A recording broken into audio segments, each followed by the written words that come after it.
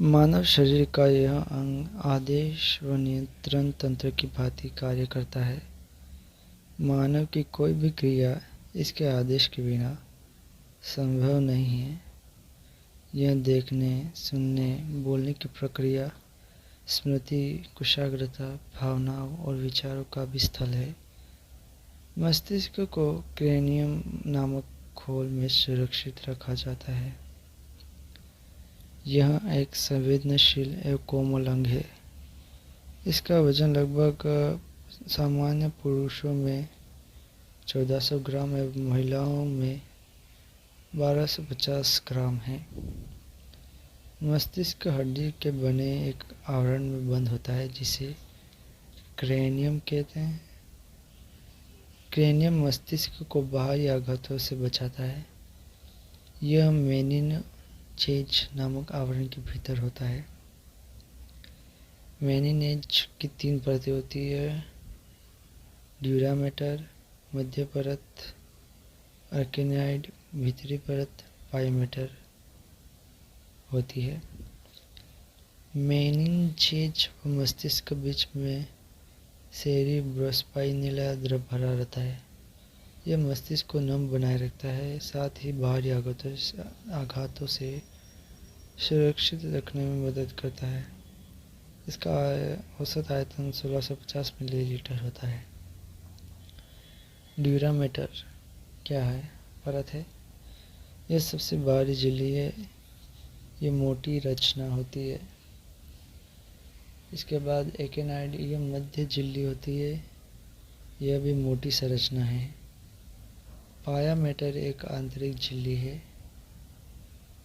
यह पतली, मुलायम एवं पारदर्शी होती है। ड्यूरामेटर एवं एरेकनॉइड तथा एरेकनॉइड एवं पायोमेटर के बीच खाली स्थान होता है जिसमें द्रव भरा रहता है। इस द्रव को सेरेब्रोस्पाइनल द्रव कहते हैं। मस्तिष्क को 3 भागों में बांटा जाता है: अग्र मस्तिष्क, मध्य मस्तिष्क, पश्चिम मस्तिष्क। अग्र मस्तिष्क की बात करें तो यह मस्तिष्क का मुख्य भाग है। इसके अंतर्गत सेरिब्रम तथा डायनसिफेलॉन आते हैं। सेरिब्रम यह फोरब्रेन का मुख्य भाग है।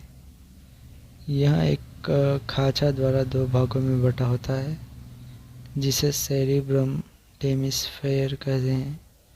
खांच को मेडियन फिशर कहते हैं। दोनों सेरिब्रल हेमिस्फीयर एक दूसरे से जंतुओं के एक बैंड द्वारा जुड़े रहते हैं जिसे कार्पस क्लोसम कहते हैं। सेरेब्रम के कार्य हैं: ये बुद्धिमत्ता, याददाश्त, इच्छा शक्ति, चिंतन, ज्ञान, वाणी तथा ऐच्छिक गतियों का केंद्र है। डायएन्सेफेलॉन यह अग्र मस्तिष्क का एक छोटा सा भाग है। इसे 2 भागों में बांटा गया है। थैलेमस यह दर्द, ठंडा तथा गर्म को पहचानने का कार्य करता है। इसके बाद आती है हाइपोथैलेमस। यह अग्र मस्तिष्क का पिछला भाग है। यह अंतःस्रावी ग्रंथियों से स्रावित होने वाले हार्मोन का नियंत्रण करता है। यह भूख, प्यास, ताप नियंत्रण, प्रेम, घृणा, गुस्सा, खुशी इत्यादि का केंद्र है। यह कार्बोहाइड्रेट एवं वसा के उपापचय पर भी नियंत्रण रखता है। यह रक्तदाब, पसीना, जल के उपापचय पर भी नियंत्रण रखता है। यह इसके बाद आती है मध्य मस्तिष्क, मिडल ब्रेन। यह अग्र मस्तिष्क के हाइपोथैलेमस व पश्चिम मस्तिष्क के पांस फेरोलोई के मध्य स्थित होता है। यह मस्तिष्क स्टेम का ऊपरी भाग होता है जिसमें बहुत सारी तंत्रिका कोशिकाएं कई समूहों में उपस्थित रहती है। मध्य मस्तिष्क में आँख की पेशियों व संतुलन के नियंत्रण के केंद्र होते हैं। मध्य मस्तिष्क के दो भाग होते हैं। पहला है कार्पोराक्वाड्रिजेमिना। मध्य मस्तिष्क का ऊपरी भाग 4 पिंडों की तरह भार का बना रहता है, जिन्हें कार्पोरा क्वाड्रिजेमिना कहते हैं। कार्पोरा क्वाड्रिजेमिना श्रवण शक्ति व दृष्टि के नियंत्रण केंद्र होते हैं और सेरिब्रल पेंडिकल तंतुओं का बंडल होते हैं। सेरिब्रल पेंडिकल तंतुओं का बंडल होते हैं जो मेरुरज्जु व मस्तिष्क के विभिन्न भागों से सेरिब्रल कॉर्टेक्स को जोड़ने का कार्य करते हैं। तीसरा है पश्चिम मस्तिष्क, हिंड ब्रेन। यह मस्तिष्क का सबसे निचला भाग है। पश्चिम मस्तिष्क के 3 भाग होते हैं। अनुमस्तिष्क, यह मानव मस्तिष्क का सबसे बड़ा भाग होता है। इसे मेटेनेसिफलोम भी कहते हैं। यह शरीर का संतुलन बनाए रखता है। यह आंतरिक कान के संतुलन भाग से संवेदनाएं ग्रहण करता है। मस्तिष्क के पश्चिम भाग ऊपर मस्तिष्क के नीचे अनुमस्तिष्क होता है। अनुमस्तिष्क को लघु प्रमस्तिष्क भी कहते हैं। प्रमस्तिष्क की तरह अनुमस्तिष्क का धूसर द्रव्य बाहर की तरफ होता है। मध्य स्तर में विशिष्ट रूप से बृहत फ्लास्क आकार की परकींज कोशिकाएं उपस्थित होती है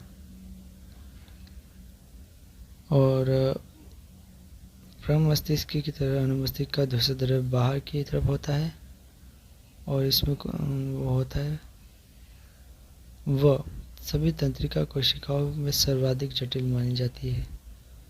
पंखों के बीच एक ग्रह आकार की तरंगित रचना उपस्थित होती है जिसे वर्मिस कहा जाता है। अनुमस्तिष्क के द्वारा शरीर के किसी भी हिस्से में गति प्रारंभ तो नहीं होती, लेकिन यह प्रेरक नियंत्रण को अनुकूलित अथवा पुनर्गठित करता है। अनुमस्तिष्क के अचेतन दिशा निर्देश व प्रमस्तिष्क के चेतन निर्देश से यह सुनिश्चित होता है कि शरीर के हिस्से को कब व कैसे गति करनी है, अनुमस्तिष्क तय करता है। माइलिनकृत तंत्रिका रेशों के 3 युग्मित बंडल अनुमस्तिष्क व केंद्रीय तंत्रिका तंत्र के अन्य हिस्सों के बीच संचार मार्ग की संरचना करता है, जिसे अनुमस्तिष्क वृत्तक कहते हैं। उच्च अनुमस्तिष्क वृत्तक अनुमस्तिष्क को मध्य मस्तिष्क से मध्य अनुमस्तिष्क वृत्तक फोन्स में संचार स्थापित करता है। वह भिन्न अनुमस्तिष्क वृत्तक अनुमस्तिष्क मेडुला ओब्लांगेटा के साथ साथ मेरुरज्जु के बीच संचार मार्ग की संरचना करता है। अनुमस्तिष्क के मुख्य कार्य मुद्रा समन्वय एवं संतुलन, ऐच्छिक पेशियों की गतियों का नियंत्रण, शरीर का संतुलन बनाए रखना व कान के आंतरिक भाग से संतुलन संवेदना ग्रहण करके शरीर को संतुलित करना है। मध्य मस्तिष्क का दूसरा भाग है पोन्स वोरालाई।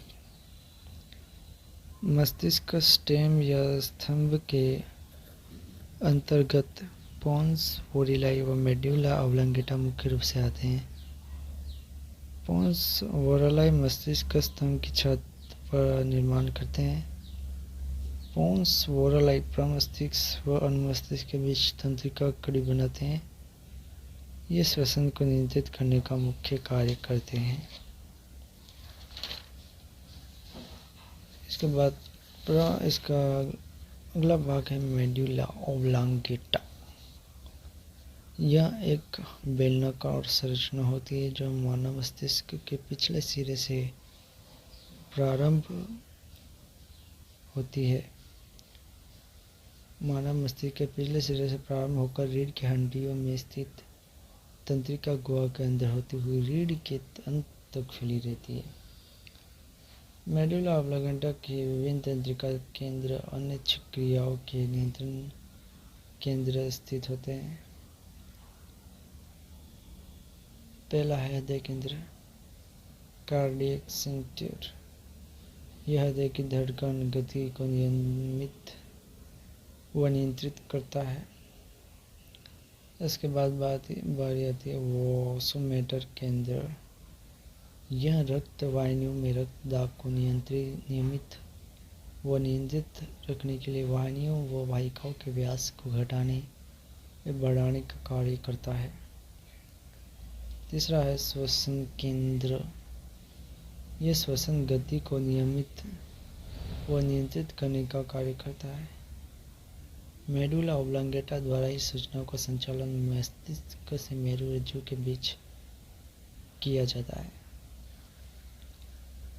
अब बारी आती है मेरुरज्जु, स्पाइनल कॉर्ड। मेडुला ऑब्लांगेटा का पिछला भाग मेरुरज्जु बनाता है। यह बेलनाकार छड़ के समान रचना है। मेरुरज्जु में सेंट्रल कैनल होती है जो धूसर प्रदर या श्वेत प्रदर से घिरी होती है। एक वयस्क मनुष्य का मेरुरज्जु 42 से 45 सेंटीमीटर लंबा व मध्य कक्षीय क्षेत्र में 2 सेंटीमीटर मोटा होता है, जो निम्न ग्रीवा व मध्य कोटि क्षेत्र में थोड़ा बड़ा व निम्न सिरे पर मेरुदंड की गुहा में सर्वाधिक होता है। इसकी वृद्धि 4 से 5 वर्ष की आयु में रुक जाती है। मेरुरज्जु मस्तिष्क व समस्त शरीर में फैली तंत्रिकाओं के बीच सेतु ब्रिज का काम करता है। ग्रे मैटर तितली के आकार का होता है। यह पृष्ठ सतह पर 2 पृष्ठ होर्न बनाता है। व्हाइट मैटर ग्रे मैटर के बाहर स्थित होता है। श्वेत प्रदर तंत्रिका तंतुओं का बना होता है तथा ग्रे मैटर तंत्रिका कोशिकाओं का बना होता है। स्पाइनल कॉर्ड के मध्य पृष्ठ पर एक ग्रूव होता है जिसे डॉर्सल फिशर तथा अधरतल में एक ग्रूव होता है जिसे वेंट्रल फिशर कहते हैं। स्पाइनल नर्व डोर्सेट फिशर से तथा मोटर नेर्व वेंट्रल फिशर से प्रवेश करता है। मेरुरज्जु के कार्य: यह संवेदी आवेगों को मस्तिष्क में लाता है एवं मस्तिष्क में से ले जाता है। परिधीय तंत्रिका तंत्र: परिधीय तंत्रिका तंत्र के अंतर्गत वे सभी तंत्रिकाएं आती हैं जो मस्तिष्क तथा मेरुरज्जु से निकलती है। मस्तिष्क से निकलने वाली सभी तंत्रिकाएं कपालीय तंत्रिकाएं तथा मेरुरज्जु से निकलने वाली तंत्रिकाएं स्पाइनल नर्वस कहलाती है। स्तनधारी में कपालीय तंत्रिकाओं की संख्या 12 जोड़ी होती है। मनुष्य में मेरु तंत्रिका 31 जोड़ी होती है। इसके बाद आती है स्वायत्त तंत्रिका तंत्र सी। केंद्रीय तंत्रिका तंत्र के अंतर्गत प्राणियों के शरीर में एक और तंत्रिका तंत्र होती है एक और तंत्रिका होती है जिसे स्वायत्त तंत्रिका तंत्र कहते हैं। इसका केंद्रीय तंत्रिका तंत्र से घनिष्ठ संबंध होता है। यह शरीर के विभिन्न अंगों जैसे हृदय, हृदय वाहिनी, फेफड़े, आमाशय, गर्भाशय, मूत्राशय सभी प्रकार की ग्रंथियों के कार्य एवं उनकी सक्रियता पर नियंत्रण करता है। इसके कार्य अनिच्छिक होते हैं।